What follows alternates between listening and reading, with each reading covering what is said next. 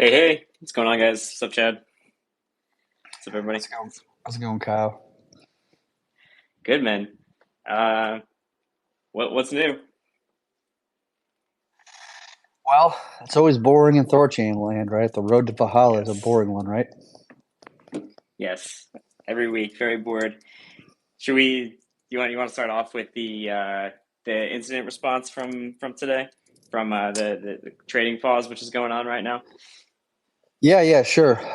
Pluto's in the audience. He's probably probably a better person to speak on this topic than myself, but he's welcome to talk about it as well. Or if he wants to stay in the audience, that's fine too. But um, so basically, my understanding is that there was a bug introduced. I think it was in version 128 that caused message deposit, which is basically a methodology of just like taking Rune and doing something with it, like becoming an LP or something, or opening a loan or something. I'm not a loan, but other things. And there was just a bug where like you could like cause a refund of Rune where it should not have. I think it's my understanding of it, but I've been in meetings all day, so I haven't really had that much time to dive too deeply into it. Um, so it was submitted by a white hat and kind of opened up a bug bounty with the devs, and very quickly, Pluto and other individuals, other devs were able to like deep dive into it, figure out what the problem was, and then paused basically transfers, like Rune transfers, until the issue has been resolved.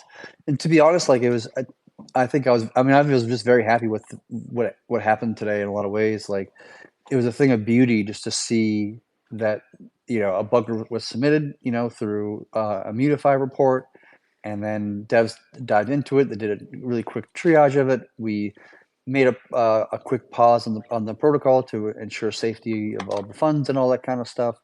And then a new fix was made. It was a new release was made, all within like I think within like 2 hours or Yep. 3 hours, we had like 25% of the nodes to adopt this new change. So it's like it was really well handled, to be honest with you, and I'm quite happy with how Nine Realms specifically, and Thorsec together had done in this scenario.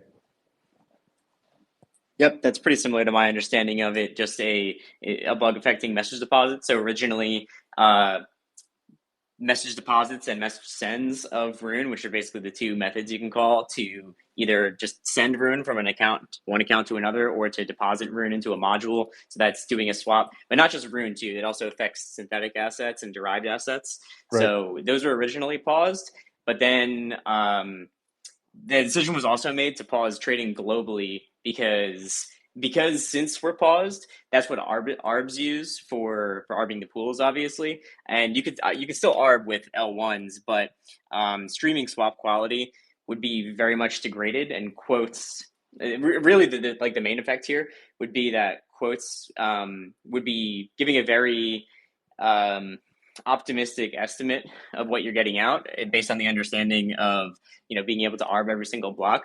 But that's not really possible if you can't have synths go through, like especially when you're talking about Bitcoin and things. So to stop any like really bad trading experiences, or people expecting to get a lot out of a trade, but then receiving much less from a streaming swap specifically. Uh, all L1 trading was paused. So that wasn't affected by this disclosure, but the decision was still made to pause it. So that people weren't just wrecked if they were trading, expecting a streaming swap to go through as normal, but then synths aren't able to come in and rebalance the pools.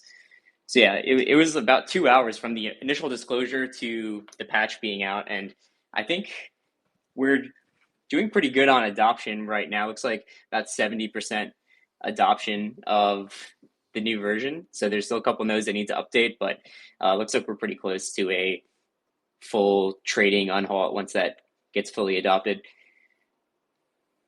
Yeah, absolutely. This is probably one of the fastest issues we've had. I would say top three at least.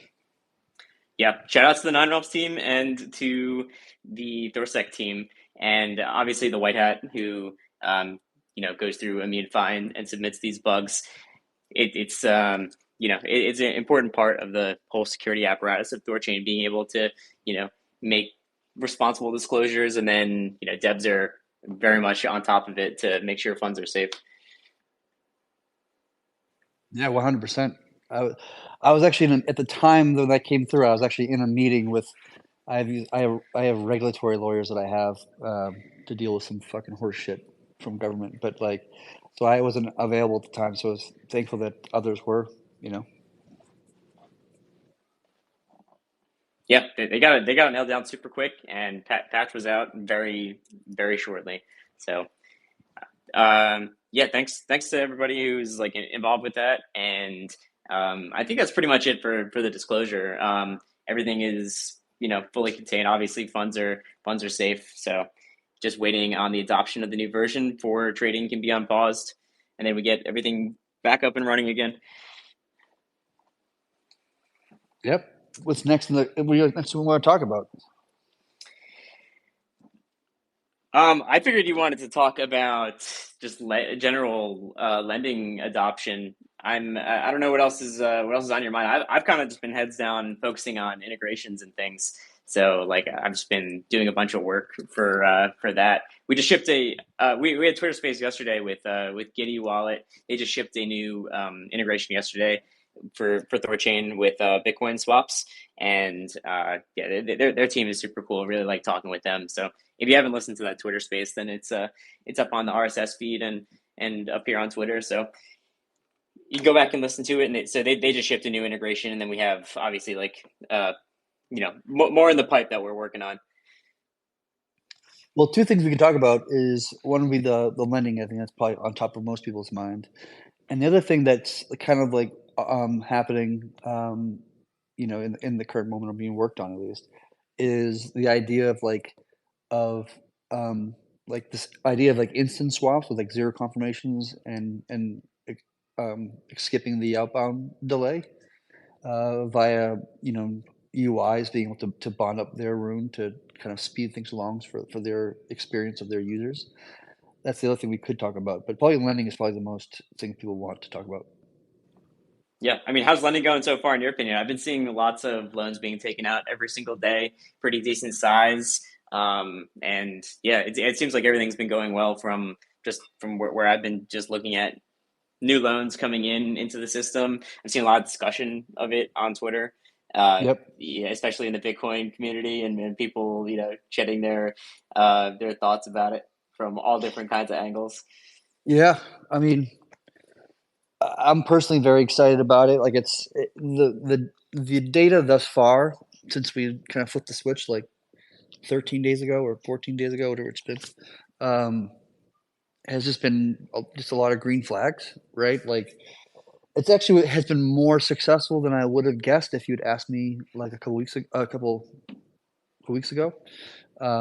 Trading on the volume side of things was significantly higher than I would have guessed, and we're now consistently doing over 400 million, maybe 600 million, somewhere between there. Which ever since we flipped the feature on, right? So it's fairly correlational, if not causational. So um, it's pretty exciting in that regard.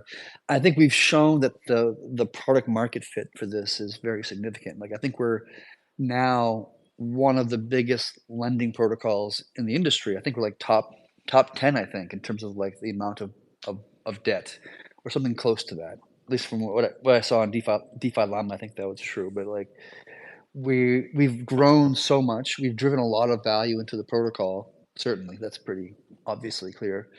Um, so I mean, it's been fantastic. And one of the funny things, I was just in a meeting with somebody just now before we hopped on, and he was talking about how he wanted to open up a massive loan, like $1 million loan or multi-million-dollar loan, and how he couldn't do it just because the fees get too high because we have this whole like limiting the streaming swaps for loans to protect against price manipulation and this kind of stuff. And so it's like the adoption of lending is in some ways hindered because of all these protections on the network. Like we probably would have gotten a lot more loans opened in a shorter period of time if we you know if we didn't have these protections. Not that I'm saying we should take off those protections. That's not what I'm saying at all. But that's with the kind of like the training wheels in some way, shape, or form. We still had this massive like opportunity here. Like we have about 1,200 Bitcoin in the pool right now, and we've deposited over 1,000 Bitcoin. We're almost like matching half the pool's value because the pool's value is both Rune and Bitcoin.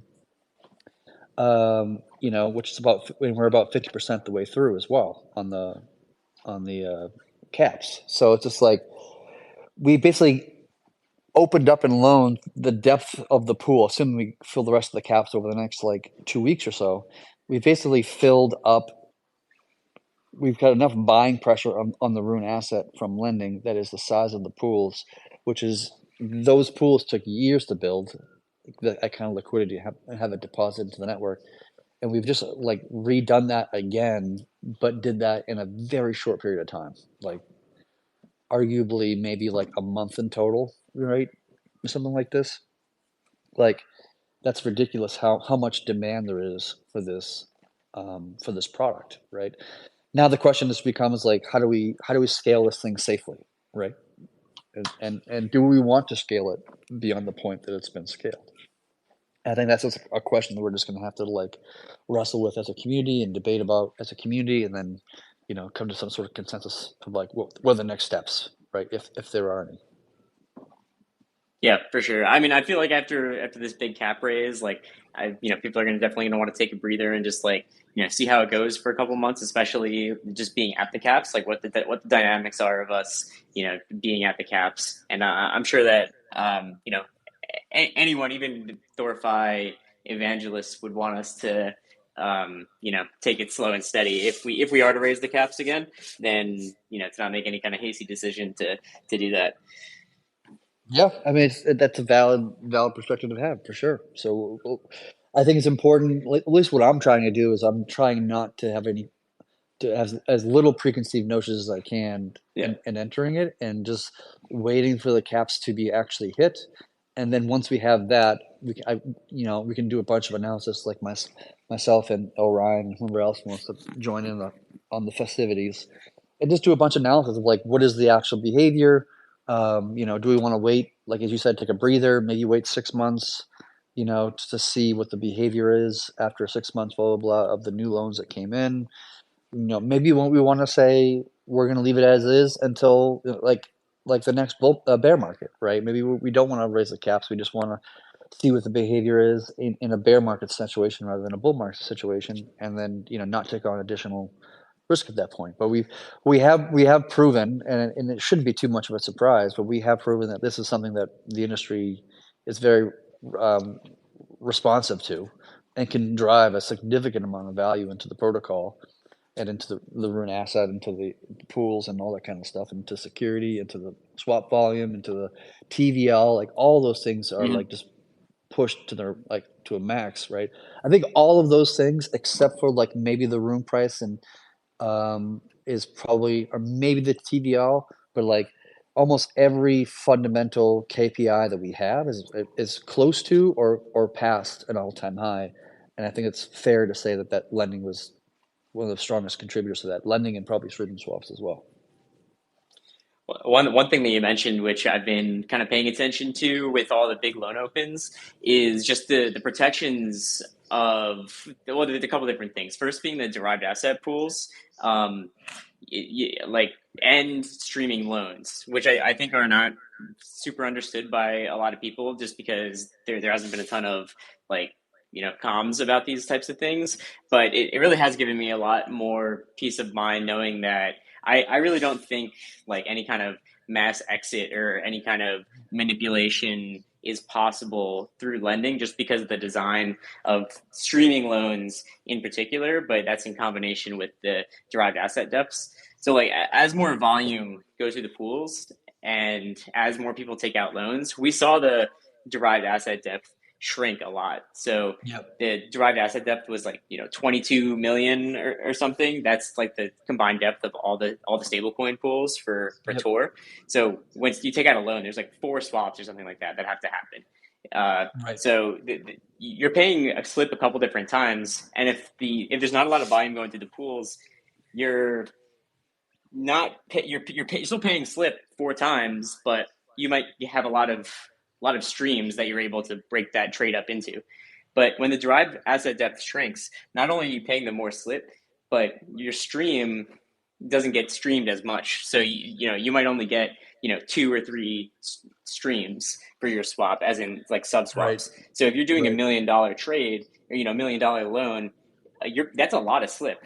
Like that could be Yep. just to make up a number like a 1% slip, and you're paying that four times for a trade, and you're doing it on a less derived asset depth. So the protections Yep. for some kind of scenario where people are like mass entering or mass exiting, like it really just makes people stop. And you got to pay a lot of fees if you want to do some kind of like mass exiting event from lending, or even a mass entering event from lending. Like it just slows everything down a little bit, which I think is very healthy for the system as a whole. Right.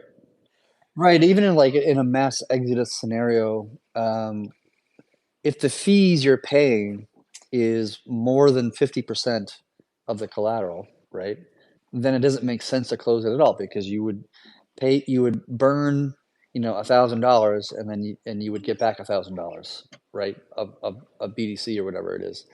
And so it just becomes illogical to do so, which is protective of the protocol in that hypothetical scenario, which what we want. We want to create the incentives that, like, in the scenario that in a bank run, that the weight of the bank run pushes against itself. It's like the weight of the bank run causes the bank run to stop, in a matter of speaking. And so if you get to that place where the fees get so high that it doesn't even make any sense to close them, nobody's going to close their loans anymore. It just doesn't make any sense. And if you did, because you weren't paying attention or you were just like, an emotional trader or something like this, then that it doesn't hurt the protocol at all in that scenario. Actually, it helps the protocol in that particular scenario if you decide to not pay attention to what you're doing and all that kind of stuff, you know. And a lot of the times, like, what might happen is you might, because the fees are so high, you're paying down your debt. You might owe $1,000 and you put in $1,000 to pay down your debt, but the fees are high, so you only actually pay down, $700 of your debt, which means you don't mint any rune in that scenario. You bought and burned a bunch of rune to pay down $700 of your $1,000 debt, but you still owe another 300. And maybe you go ahead and throw another 300 in, but now you get it's going to be you're only going to get $270 out of the 300. I'm making up random numbers right now, but like you have to overpay, and the more you overpay your loan, the more rune you're buying and burning, right? In addition to the debt that you already owe, right? Which is also closing the gap between the value of the debt and the value of the collateral, right? Because the network is going to mint and sell whatever the difference is between the debt and the collateral. So if you have to overpay by a lot and you're going to get less collateral because of the fees and so forth and so on, then you're like the distance between those 2 points from the debt to the collateral is going to shrink, which means the net amount of rune that's bought, that is minted and sold into the market, gets less and less and less and less and less, right? Which is the exact thing you want, right? Because in a bank run scenario, you don't want people to, mass be selling rune in crazy quantities. It will happen in the first hour or 2 hours or whatever the hell the number is going to be, whatever it is. But like it closes itself naturally, right? Which is a really good thing to have. It creates the counterbalance to some bank run scenarios, which you want.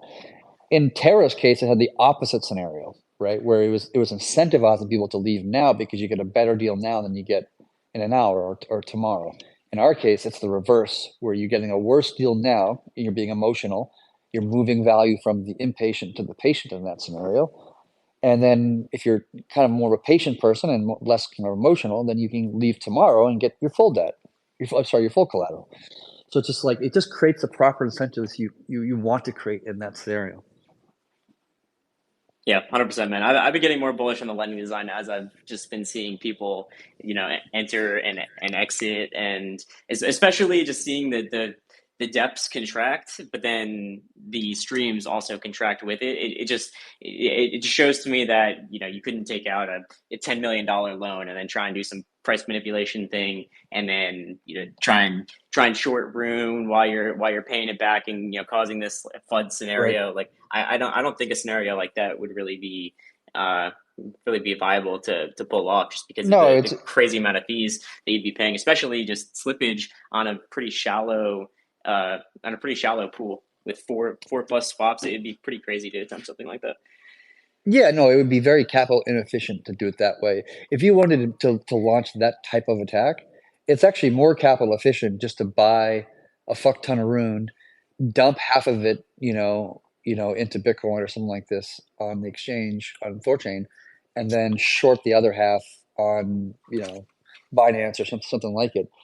That you're actually using your capital more efficiently than you would be with using loans for that purpose.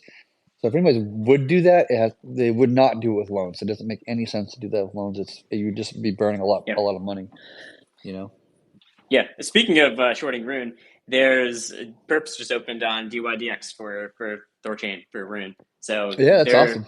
yeah, it's pretty cool. So you could short, long, do whatever with Rune on DYDX now. That's pretty cool. I Yeah, also there's some confusion yesterday just about whether they listed like ERC20 Rune.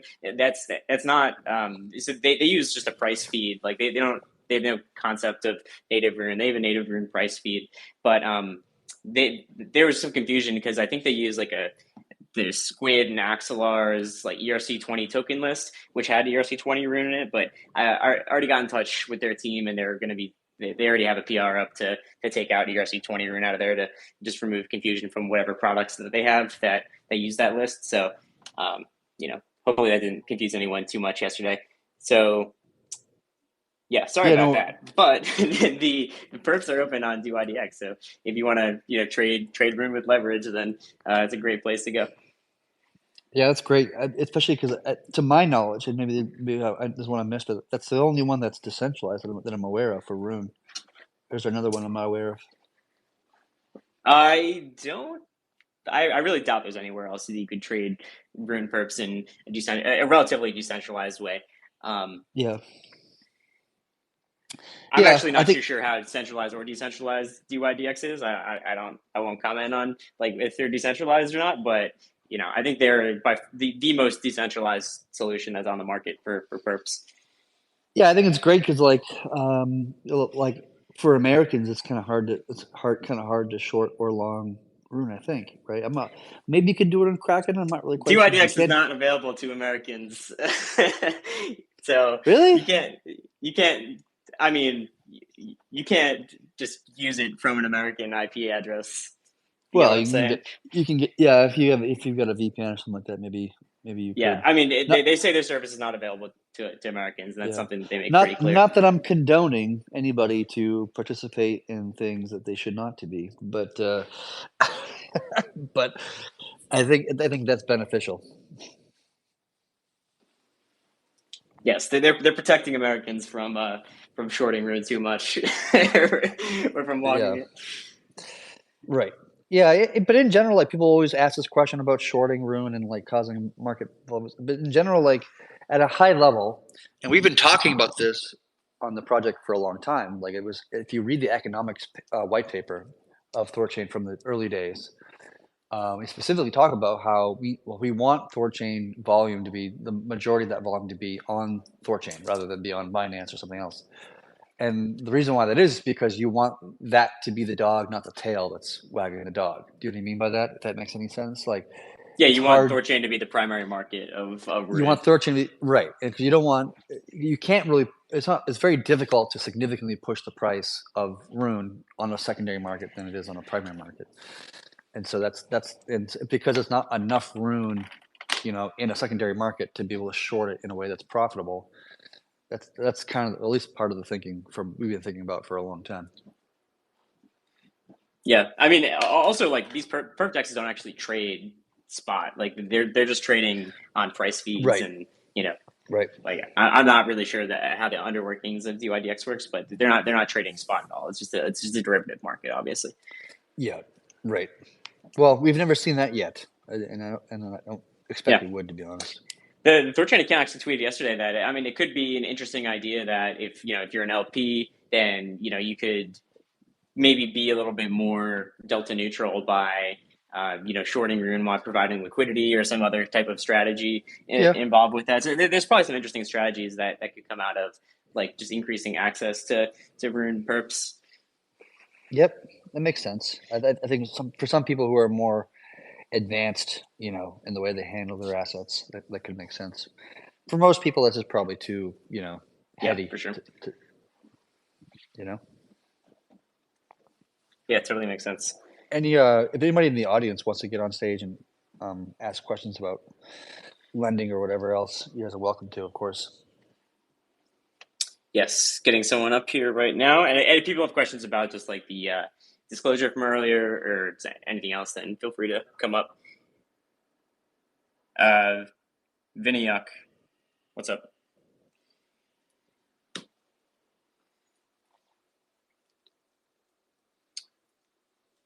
You there, mate?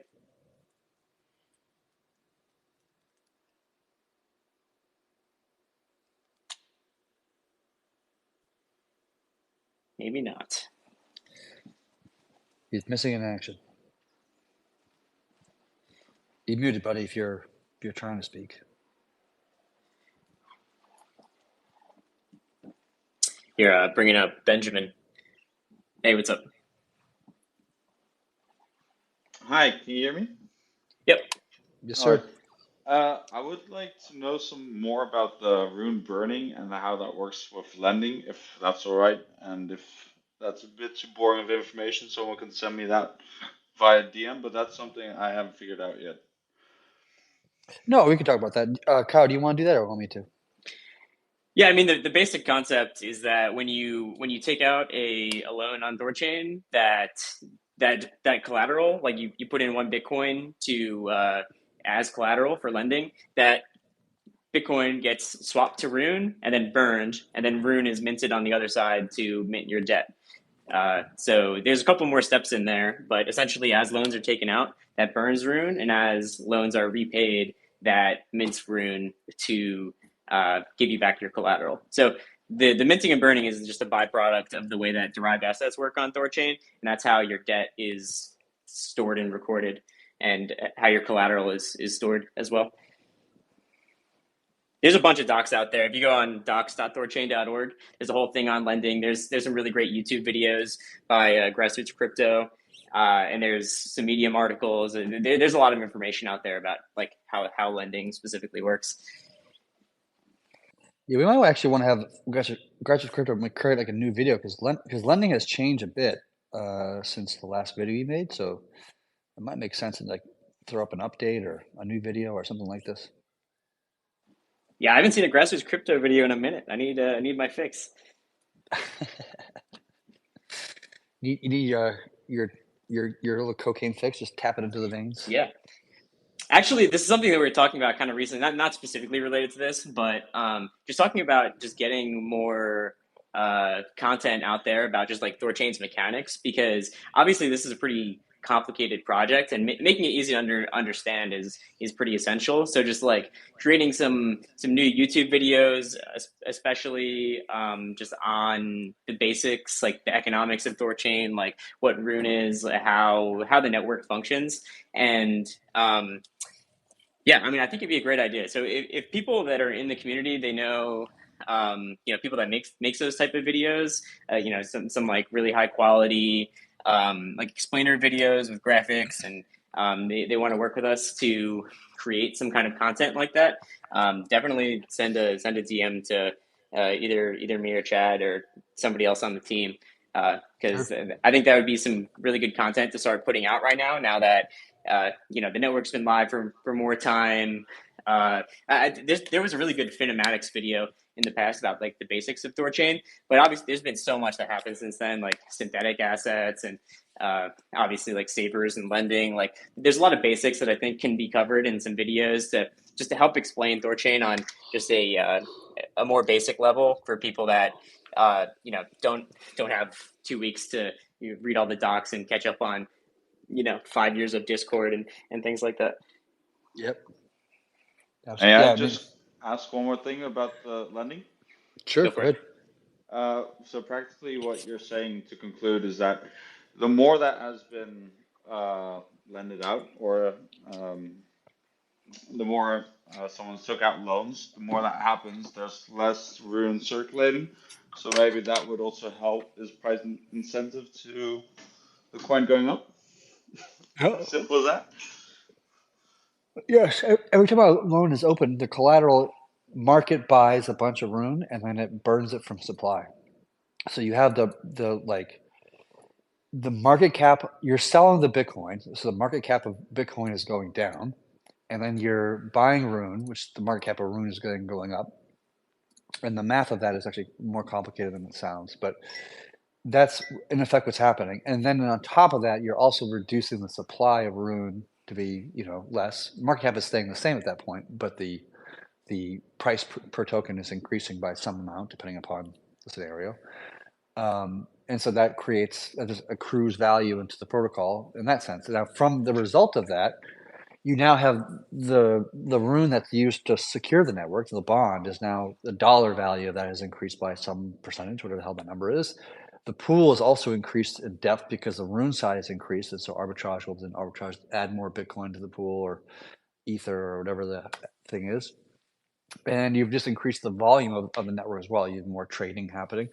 There's actually like 4 swaps that are happening when you open a loan, or 4 swaps when you close a loan. So there's like a bunch of trading happens. You've increased the volume of the network as well. So like when somebody opens a loan, you're really contributing to every component of every major KPI that we think about on this project to increase, which is why it's not really all that surprising that once we increase the caps, we've just seen this massive increase in price and TVL and security and volume and like all these things have all been kind of like going more or less to the roof in a manner of speaking, because by design they're tended to be that way just because of how lending is designed and this whole minting and burning thing and buying and pulling in exogenous capital into the network and all that stuff. So it's not also all that surprising, but it's very satisfying to see it actually happening in reality versus on paper or an Excel sheet.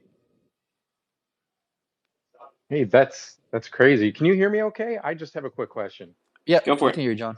Hey, all right. So I just want to really quick go into a little bit of my background. So I'm Yep. basically like a Bitcoin maxi, right? So I love Bitcoin. I think it's great. And so I ran into a problem where the market's gone up for Bitcoin quite a bit recently, and Yep. I want to spend it, but I don't want to sell it. Yep. So I'm like researching how to do that. And I've never heard of THORChain before. I didn't know what it was. And I just recently, within the last couple of days or a week, like researching this, trying to, see what it's all about. And Yep. it seems like, as far as I can tell, that this is the exact solution to the problem that I've been looking for. So I'm pretty excited about it. Yeah. But also, because I'm a little bit reserved with, I'm a Bitcoin investor, so I'm obviously very reserved when it comes Sure. to cryptocurrencies. Um, Understandably. I want to I want to have a little bit more faith and trust that when I actually lend my Bitcoin out and get a loan, that I will be able to get it back again after I pay back the loan, if that Yeah. makes any sense. And then I'll drop off and let you guys answer. Yeah. Yeah. No, thanks for joining and thanks for asking the question. And by the way, look, the community should like just take a little bit of note on this. Like John is somebody who's self-described as a Bitcoin maxi who's never heard of THORChain, and now he's popping in our spaces to learn more about it because of what we're offering to the world is very valuable, right? Like it makes our community larger and it does through just by providing a valuable service that is solving the need that he's looking for, right? Like that by itself, that one little bit there should be something that makes us all bullish in one form or another. But to kind of like answer John's question, um,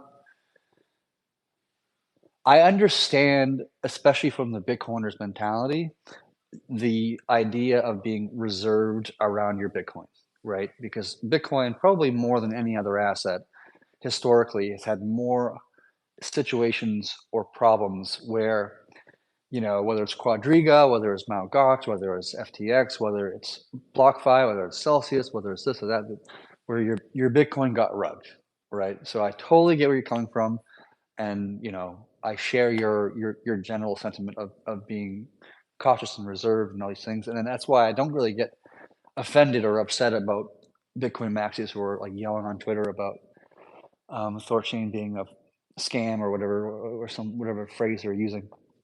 I get it, and it's just the reality of the day. So here's what I would say. First of all,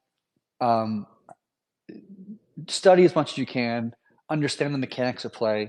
Happy to answer any individual questions you might have about that, or challenge my thinking on X, Y, or Z, or anybody else in the community can answer those questions as well. The more you research this, the more informed you are, it allows you to make a better decision for yourself, right? You come from a better place of like having an informed decision of what you want to expose yourself to and what you don't, right?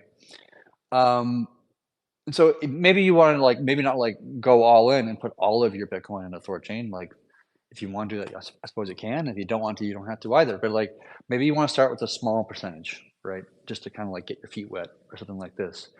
I think the thing that most people are waiting for, and I would include myself in this kind of box, is that I want to know that the design that we've come up with as a project works out well in a bear market. And I'm quite confident personally that that's the case, but you don't really fucking know until you actually put it out into the real world. Right? Yes, exactly. So I think what a lot of the sentiment or anti-sentiment about THORChain lending is, most of it is not based upon the protocol itself or the design itself. Most of it just I have PTSD because of Luna or FTX or whatever the hell the thing is, insert name here, and I'm just nervous about everything. Okay, that's fine that you're nervous, and you got some PTSD kind of vibes going on. Totally get it. But what I do expect though is that once we've actually gotten through a bear market, which obviously is not going to happen anytime soon, just because we're starting of a bull market, and we're probably going to be here for a year, maybe two.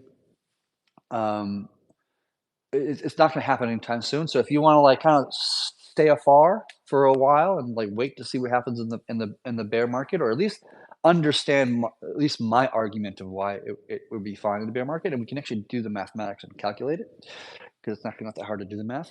But you can do that if you want to kind of stay in the sidelines and wait out in this bull market and not kind of get too engaged. That's up to you, right? Or you can say this bull market's going to be a great bull market because the spot ETF and the halvening and all these great things happening in the Bitcoin space. That's, in my opinion, is going to really turn this bull market into a real rager in a way that we haven't seen in the past, because TradFi is finally getting their feet in the door in a sense, in significant ways, instead of this lighthearted oh, Square holds some Bitcoin and Tesla holds some small amounts of Bitcoin, yada yada yada, which doesn't actually really mean all that much in terms of the actual price or adoption of the actual asset. We actually have now this go around, this bull market, have significant reason to believe that there's actually going to be a real pull on Bitcoin as an asset, and adopted in our TradFi culture. That makes me very bullish with the asset in general. But then again, if you just kind of don't want to take that kind of risk, that's perfectly fine. But then you also have the downside of you don't get to get a loan on your Bitcoin, because where else in the world can you take a loan on your Bitcoin, right? The one thing I would say though, to be fair though, is that everything that we do here is in clear text. Everything we do here is completely transparent. There's no backdoor keys or multi-sigs. There's no fucking trusted federation. There's no anything that it could be remotely construed as something as a black box or whatever. It's a community of over 100 validators, anonymous operators. We've been around for 4 or 5 years now, operating for a very long period of time in the DeFi space. We are a legitimate project, right? And it's completely unfounded to call us a scam or something like this, like Bitcoin Therapist did the other day. Maybe it doesn't work, right? And that's a different conversation. That happens all the time. And when you build projects or companies, that the vast majority of them don't even really work out, just because of not product market fit or some other reason or whatever the hell it is. But it is a legitimate project trying to accomplish a legitimate thing and trying to provide a very valuable service, not just for Bitcoiners, but for the entire space of crypto. And yes, that's a big kind of thing we've undertaken, but it is something that's very important to do so. I hope that we're right. I hope that the thing works right. I think it does, just my personal opinion. And if you don't think it does, then you probably shouldn't put your money into it, right? But at least do your research, learn more about it, ask questions, and then make a choice after that point. Hey, thank you so much for that answer. I agree with a lot of what you just said. I do have one other really quick question though, Shoot. which is slightly different than the question that I asked. Okay. So when I was doing my research on other Bitcoin lending programs and things like that, uh, like there was a lot of different services out there that are a completely different model. Yeah. And the only reason that I even found out that THORChain is a thing, I had never heard about it before, was because of a random comment, offhanded comment somebody made during a YouTube video. And it was just such a small thing that piqued my interest. And then when I tried to look up more information specifically on YouTube, there's like the only people who are talking about THORChain are talking about speculative price predictions and nothing about the utility of it. And Yeah. I'm curious why there isn't more information about how the tools that it's actually used for instead of just speculation. Yeah, I mean, to be honest, like that in some ways, like kind of upsets me a little bit because, um, I mean, whenever you have an asset, people are going to speculate. Obviously, it's just never not going to be the case. But like for somebody like myself, who spent my last 4 or 5 years of my fucking life and countless fucking hours and to build something meaningful for this space, not just like hopium, this would be cool one day if no, but like actually build, launch, and have it be a real thing that exists in the world that actually contributes significant value to the entire cryptocurrency space. It kind of bothers me when people are so fixated on speculative concepts because they're missing out on what we're actually trying to do here, also what I'm trying to do here, which is actually provide something really of significant value for the world. Now the reason why that, you might ask me why the reason that is, and the reason why that is because it's like really because two answers to that thing. One is that THORChain is like we're just a very small team. Like the team size in total is like maybe a dozen at its heaviest, versus like most other projects are like dozens, if not like hundreds of of team members. We're very, very small. We've always focused on just like shipping code. Don't worry about fucking marketing and PR and the rest of this stuff. That's like, and say just focus on like what can we do that drives value into the space and just ship, ship, ship. And it's almost entirely developers, very, very little like other things that are being employed. So we don't really have marketing in the same way that most projects do, and that's why we're kind of like a little bit kind of unheard of from your perspective. That's one thing. The other thing is that like it's just a little bit, the speculative aspect of things tends to get more press or more conversation because it's more exciting to people. You know what I mean? It's just like it's clickbaity. It's like sex sells kind of thing. Like making you a millionaire will sell more, in terms of clicks or whatever, than you know decentralized cross-chain swaps for Bitcoin. Even though we're like the biggest Bitcoin DEX that exists in the world, we do like around, what is it, like 2% of the spot trading volume of Bitcoin today, which is quite significant actually. It was like basically close to zero the last bull market. Like this is the first bull market where you can use your DEX to get a better price execution on Bitcoin swaps and trades than you can on a centralized exchange like Binance or Coinbase or something like this. So it's just like it bothers me a little bit because people are so fixated on the speculation stuff. I'm just like, I don't give a fuck. Like I'm more here just to make something significant for Bitcoiners, for Ethereum people, like insert token chain here. Just to give everybody the same DeFi rails to be able to utilize very powerful functionality to empower them to, use their assets to like improve the quality of their lives. That's so much more important than all this speculative fucking stuff that people like to focus on. But that's my answer. I don't. Hopefully, it's an adequate answer, but that's how I look at it. Yeah, if you're on YouTube, definitely check out like we mentioned before, Grassroots Crypto. Huge shout out to Grassroots Crypto. He's been in the community here for a while, and he makes really great informational videos, especially about THORChain, how it works, code reviews, and things like that. And he also works as a dev on AsgardX, which is one of the top, a completely open source exchange that you can use to trade native Bitcoin for stable coins or whatever else. So he puts out great YouTube videos, but obviously like the price things, they just get stuck to the top of the algorithm. And the actual informational content that's out there, which is all community driven, it just kind of gets stuck to the bottom. So definitely check out his videos. But like things do change very rapidly in this space. So I think some of his older lending videos probably have a little bit of outdated some slightly outdated information in it, or not fully up to date. But if you want to like keep up to date with what's happening on THORChain, I mean these spaces are definitely like one of the best spots for that. Just because we're just talking about things that are going on as they're happening.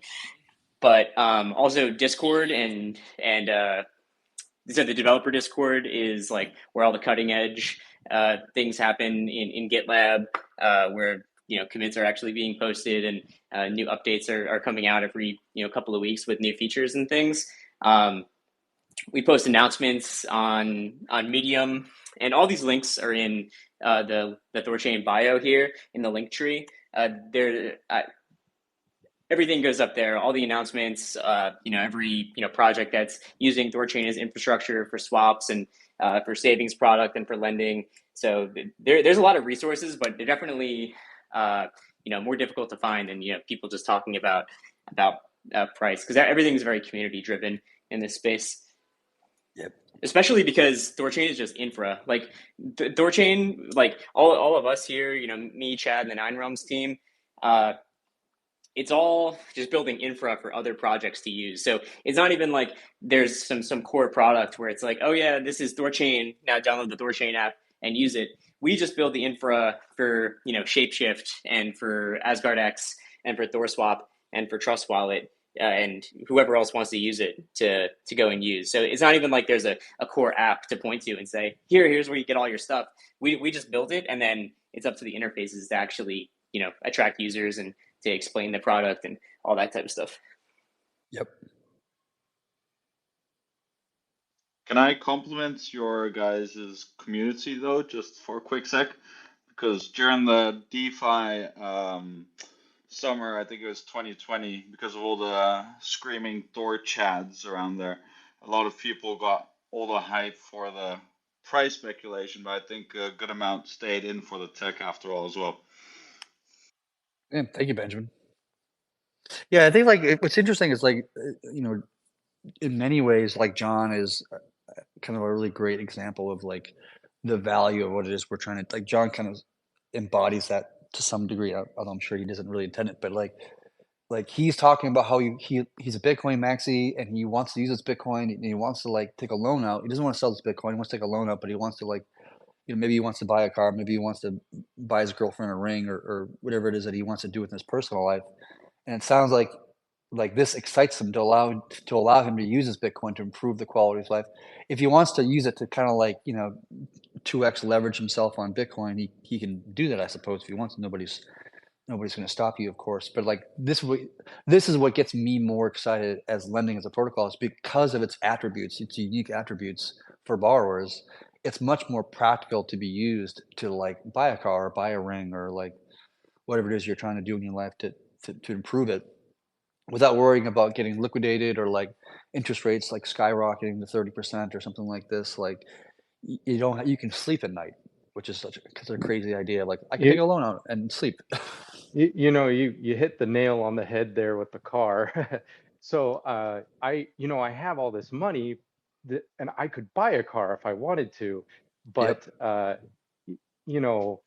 I would have to sell my Bitcoin. And when you're on the verge of the next bull run, it's like, Yeah. I would rather keep my Bitcoin if I had a choice, but Yeah. sometimes you need a car.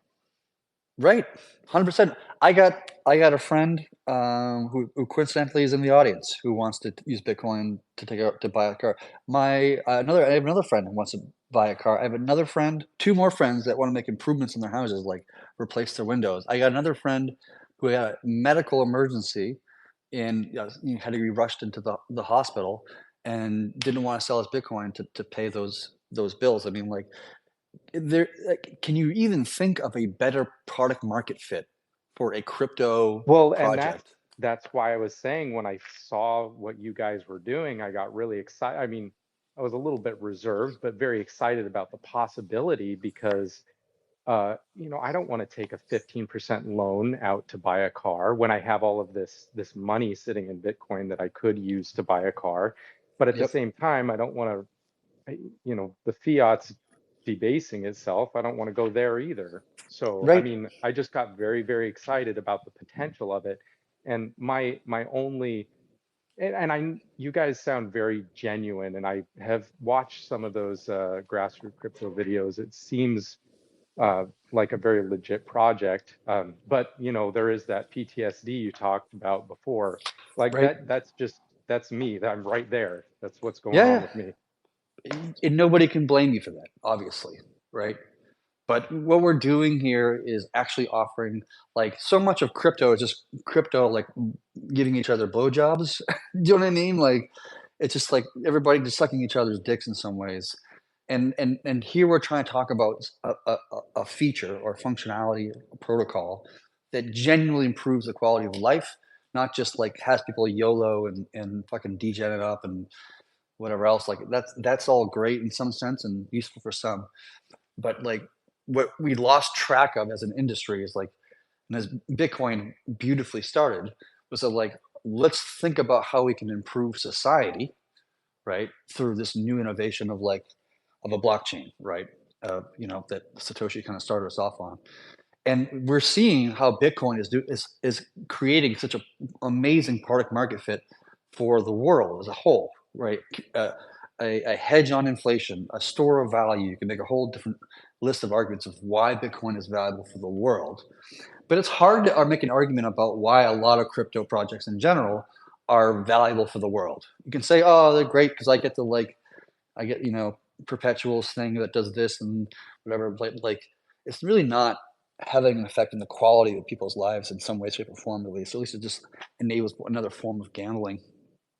But here, like, what makes me so excited about this project, this protocol of like lending, is that like it actually, similar to Bitcoin, actually provides something really important for the space that doesn't really exist today. Or else it tried to exist and it collapsed in BlockFi Celsius terms with like black boxes that just took your Bitcoin and did some gambling with it, and the gambling didn't work out so well for one reason or another.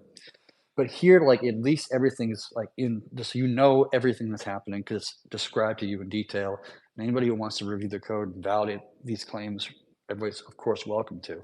But I'm so excited to bring this into the space because of how much value that it can bring to people. So the last component to this thing that we haven't really quite done yet is see how it performs in a bear market. I'm quite bullish of how it will perform in the bear market from the math that I've looked at and the numbers that I've personally ran. But in the end, you can sit in an Excel sheet or whatever you want, all you want. You really don't know until reality is reality, right? So that's like the last So component here. on that note, do you think you could really just briefly go over what you see the risks are for the specifically the lending portion, Yep. and where you see that it has the potential to break down? Yes. So there actually is a document that we hired an external, like kind of more of like a TradFi firm to do an analysis of this particular thing of lending. You're welcome to go on the website. I actually forget where it's located, to be honest with you, but they wrote this long document and they documented specifically every failure scenario, everything that can go wrong. So there's a full-fledged document, like formal document you can read if you want to. It's all in the THORChain bio here. If you go to the lending section, there's the risk Cool. report analysis over there. But like, if I can give you like an abbreviated version of that, and I encourage people to read the full version if they're so inclined. But to me, like, there's really like a handful of things that can go wrong. One is just like protocol risk, right? Bug in the code, TSS vulnerability, whatever, right? There's always going to be protocol risk in any kind of code base. That's just how it is. Bitcoin has its own, dark days or dark spots of like the number of tokens in supply went to like 30 trillion or whatever the hell the number was back in like 2012, I think it was, whatever. There's been open bugs, exploits, infinite mint issues in Bitcoin's history, which were thankfully patched and all that kind of stuff. But like whenever you have code bases, there's always kind of like, contract risk or code risk, right? That's number one. Number two is that that there's some sort of like, let's call it like depeg-like scenario, right? Of how somehow THORChain depegs in one form or another. I don't think that one is particularly likely, to be honest with you, just because it has access to its own liquidity to be able to, that they, a derived asset, Bitcoin, is worth one Bitcoin within its own pools. So I don't think that's really all that viable, to be honest with you. But I don't want to like confidently say it could never happen, even though I can't think of a reason or how it could be happening. But whatever, I just want to make sure I mention it. The third one is that Bitcoin like pumps to, $200,000 or $300,000 and Rune is stationary, right? And what that would do, and they're assuming everybody kind of closes their loans at that point, and because they want to take profits or sell their Bitcoin or whatever it is. I don't think that's like would even happen, because generally the market always thinks that the price will go higher. It's just a general thing of the industry. Everybody thinks, the bull market's going to go on forever, even though we all know that it's not. We just kind of like, it's still going to happen more. Like we just always, as collectively as an industry, we just always fucking do that. But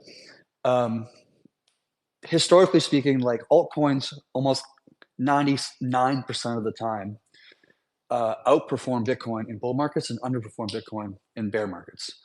Not because Bitcoin is a shittier token or any altcoin is better than Bitcoin or anything like that. It's not what I'm saying. It's just an attribute of how markets work, even in TradFi terms. More volatile assets perform better in bull markets, and more volatile assets underperform larger market cap assets in bear markets. It's just like a natural thing to occur. We see it all the time. There's lots of reasons why this occurs, but it's a consistent thing we've seen throughout TradFi, and it's a consistent thing we've seen throughout Bitcoin's history or crypto's history, right? So if Bitcoin goes to $200,000, it's very much likely that Rune will go up to some other higher number percentage-wise than Bitcoin, just because that's almost always been true, unless like Rune goes to zero for some reason because there's a 0 day on the threshold signatures, something like this or whatever. Obviously, that's an exception kind of scenario. But generally speaking, this is almost always true. You can look at the data and you can confirm it to be true, not just true to Rune, but also true to like almost every altcoin. That's why I don't consider it to be that much of a risk, in my opinion. And even if it does happen, like say that does happen, say it goes to $200,000 and Rune doesn't go as high, relatively speaking, it's actually not as big a problem as people think that it is, because the bet is not that it will never happen. The bet is that collectively it will not happen. Do you know what I mean? That meaning that like just because in one particular bull market it's not the case, probably in the next 5 it will be the case. Do you know what I mean? Like it's just right. Like it doesn't really matter if Bitcoin overperforms Rune any given day, week, month, quarter, even bull market.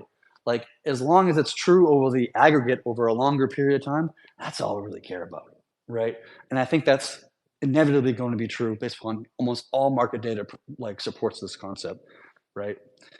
It's pretty definitive in that regard. Especially considering that THORChain mainly is a swapping and trading thing where it's going to become more valuable because we're in a bull market. You know what I mean? Right. And also like Rune as an asset is highly like tied to the Bitcoin value, because our deepest pool on THORChain is Bitcoin, right? Right. So when Bitcoin's price moves up 10%, somebody, an arbitrage bot typically, has to correct the pool. And what are they going to do? They're going to buy Rune to do it and sell it into Bitcoin, right? Like it's a mathematical requirement because of arbitrage that when Bitcoin pumps or dumps, for that matter, the other side has to be bought or sold, right? And because Bitcoin is our deepest pool by a good margin, by like at least 2x of Ethereum, I think, or something close to that, like Bitcoin has the most weight, how it pushes and pulls on Rune's price, just inherently so. What you're saying is it's a theoretical possibility, but it's not a realistic possibility. Yes, it's possible. Sure. Is it likely?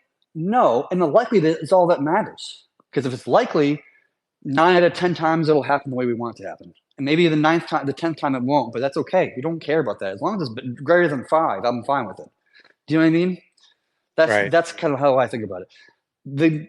The other scenario, the last one I want to kind of cover, and this is like the biggest one in my mind, how I think about it, and the biggest question I have in my mind is like, well, what about bear markets, right? Because in a bear market, as I was just saying, Bitcoin will overperform Rune in a bear market. I will almost guarantee it right now. I'm very confident about this, just like I'm very confident about the other side in a bull market. So what are we going to do about that?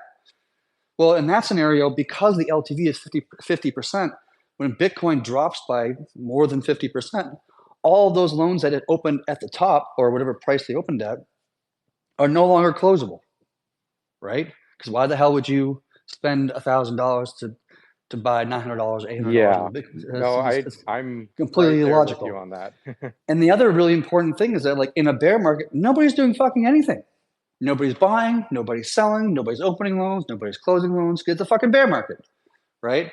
You see naturally like 100x less activity in crypto in general in a bear market, right? I mean, if you have Bitcoin, and let's just say Bitcoin goes down a bunch into a bear market or whatever, are you really going to want to close your loan at that point in general when Bitcoin's low? Does that make sense to you? No, well, the only reason I was considering opening one is because there was a lot of cash that was sitting for the grabbing. But I mean, during the bear market, it wasn't worth that much. So the amount No, it that I wasn't. could have borrowed was negligible anyways. Right. And even if you could close your loan because the collateral is still worth less, the collateral was still worth more than the debt, it's not going to be worth that much more. Are you really going to close your loan to get an extra $100 in your pocket? I mean, No, probably maybe. not. Are you going to dump all your Bitcoin to get that $100? Probably not. Right? Like it's just I don't see a large reason for people to, I see a lot more reason for people to keep their loan in bear markets than to close them. Well, and that's one of the things that I've been impressed about the reading and the watching that I've done about THORChain is that you guys have done an exceptional job about thinking through the incentives of what people would do and incentivizing them to do the right things. I think that's the thing that I've been more impressed with than anything else is setting up the incentives properly. Yes. No, that's myself and Lena, when we were thinking about this whole lending thing and THORFi in general, we spent a lot of time on it. And I think we came up with probably like 13 or 14 different lending concepts before we came to this one, right? Like we actually had written up and documented a ton of different ideas of how to approach lending. And so a lot of those ideas were radically different than this radically different idea, right? And we just kicked them around for, I think maybe about a year and a half, I think it was, of just like researching and just brainstorming. And what about this? And what about this idea? What if we did this, change this with this? And what if we do that? Like it took us a lot of time to come up with this, what we landed on, right? And we did think very thoroughly about the risks at play, the benefit at play. And in the end, in my opinion, if this thing works and it feels like it works to me, and the only thing I'm really concerned about at this point, at least the only thing I'm most concerned more accurately, is the bear market scenario to confirm that my assumptions are correct, which I feel like they are, but I don't know until we actually see it. The value this provides for the industry is just astronomical. I mean, what this provides for fellow Bitcoiners or Ether people or whatever the fucking token is astronomically so valuable to the industry and changes what we can do in crypto in a way that TradFi cannot follow. They cannot do what we're doing. it's not practical or possible for them to accomplish the things that we can accomplish in this space. And we can provide more value into the world than it's possible for TradFi to accomplish. And that makes me personally really excited. That's why for me it's worth the risk of trying this idea out, because I see the ROI is so significant, not just for Rune people, for my own ecosystem, my own community, but just for the rest of the industry as a whole, right? Like, honestly, this is very like, it would change so much as how we understand what crypto can do for people than what we can do today. And so that's why, for me, why I advocate for THORFi and why I advocate for these kind of like features and stuff, because I see the risk is there for sure. I'm not denying that. I'm just saying that the risk is far less than the ROI. And it's well worth the time and energy to try it out, honestly, at least some small scale, which is what we're trying to do now. Right. Well, I really appreciate you guys taking the time to take my questions. I know I said I was going to have some short questions, but it turned out to be longer than I expected. But I do have to take off, and so I'll talk to you guys later. Thank you so much for your time. Yep. Thanks, John. Sweet. Good, I think we're good just questions about asked. out of time, but yeah, that was really cool. Thanks for coming on. I don't think we have time Yeah. to bring anyone else up. But I guess one other thing to talk about with lending is just opening it up to more collateral assets. I think that's been on some people's minds Right. recently, and I think that a lot of people are in agreement to at least open it up to a number of different pools. So like I think where the consensus lies right now is opening it up to Litecoin, Bitcoin Cash, Cosmos Hub, as in Atom, and BNB. And I think people are still maybe on the fence about Doge. I think maybe that could be a good asset, maybe not. But it seems like there's some interest at least in expanding the number of assets that are available to borrow against, which can just help decrease the overall risk of the lending program in general, just by having a greater diversity of assets that will have varying performance against Rune and are in their own cycles and doing their own thing. Yeah, I mean, I hope we expand other assets, because I think it's important to take notice of the different market behavior on a Bitcoin collateral asset versus something like a Doge or a BNB or whatever. I think that's like, people are concerned about Doge because they're afraid of it pumping and blah, blah, blah. But my kind of viewpoint is it's actually safer than people think that it is, because people are going to want to take the increased amount of debt that they can get versus just like selling off their Doge. Because most people, when things are pumping, they're not thinking it's going to end today. They're thinking it's going to go better tomorrow, because it's going to go forever up, right?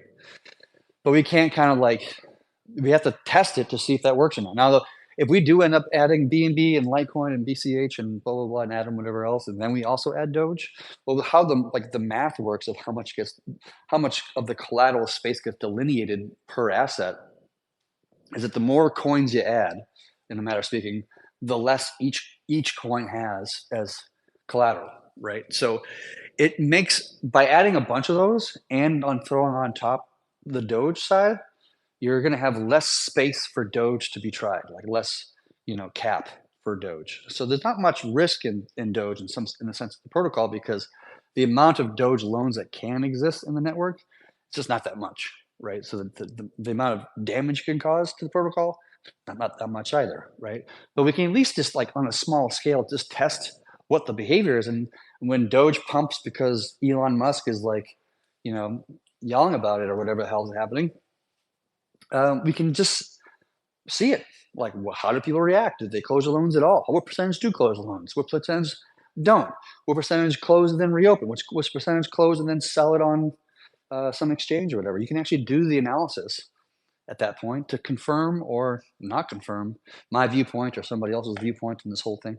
So I think it's worthwhile just to do Doge anyway, even if people think it's like a quote unquote riskier asset, even though its market cap is higher than Rune is.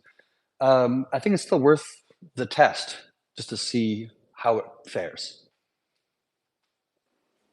Yeah, agree. I think there's a lot of things in flight right now, so probably need to just get a little bit more past all the things that are currently in flight with like new versions and like trade accounts and BNB Ragnarok. That's another thing, by the way. If you're a Binance Beacon Chain Ragnarok, you need to Oh, withdraw right. your funds like ASAP, like today. If you have Yeah. funds that are in a Binance Beacon Chain, not if you're on the Binance Smart Chain, Yeah, because that don't chain's even being do removed it. from Don't even THORChain. do it today. Do it like in the next hour because Yes, yes, it is being removed like imminently. Sorry, I forgot to mention that earlier, but yeah. yeah. So there's a lot of things in flight. So like, it'll probably take a little bit to finally get enough bandwidth for everyone to like agree. Like, all right, now's the time that we can focus on this for a little bit and just add the new collateral assets and start a vote and things like that. But all that functionality is there. It just needs a vote by node operators to enable new collateral assets. So. But like you said, the one downside is that it takes away cap space from Bitcoin and from Ether. So it's Right. it comes at its own cost. Of those are Yeah. less loans that we can offer on those other protocols. But I've seen a ton of interest from the the Litecoin people, especially because they're pretty bullish on THORChain. I'm sure Bitcoin cashers are also at least looking into this as a viable option because really we're the only like major project building on those chains. So Yeah, I would say just tell the community, here are the assets, like just only gas assets. Don't fuck around with like random ERC20s or whatever. Here are all the gas assets, the primary assets. Individually, just vote the ones you want to see added. Like I want to see BCH and LCH or whatever the hell the quant thing is. And just have all the nodes just vote on whichever tokens they want and just don't vote for the ones you don't want to see, added. And then the result of that will be a 2/3 majority have seen to add X, Y, and Z tokens, whichever ones those are, for collateral. That's probably the cleanest way to do it, rather than, like trying to argue which ones should be included. Yep, Just for sure. include them all in the vote, and then people will just vote, and whatever happens. Yeah, makes sense. So hopefully that it doesn't get pushed back far enough where the lending cap is hit, and then there's not even any space that even if people wanted to expand it. But that is certainly a possibility, depending on when the vote actually starts to get kicked off. Yeah, we should probably do that vote sooner than later, because we're already at like 56 or 57% of the cap, so we should probably move pretty quick on this. Yeah, I'm just saying there's a lot of other things in flight, so it's like there is, yeah. Not having too much noise out there. I'm just like there's this thing going on in that. There's always so many things going on with with this protocol that it's like hard to keep track of everything, even as someone who's focusing on it a lot. We keep on joking every time we start these things. We're like, oh, boring in THORChain land. Yeah, nothing's happening here. I guess last thing to say is bullish security disclosure. Geez. Yeah, absolutely. very, very bullish security disclosure. Cool, guys. Sounds good. Let's wrap it up then. All right, guys. Good chat. Yeah. Yes, sir. All right. See y'all next time.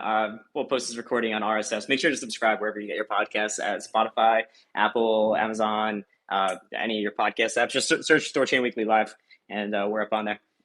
See ya.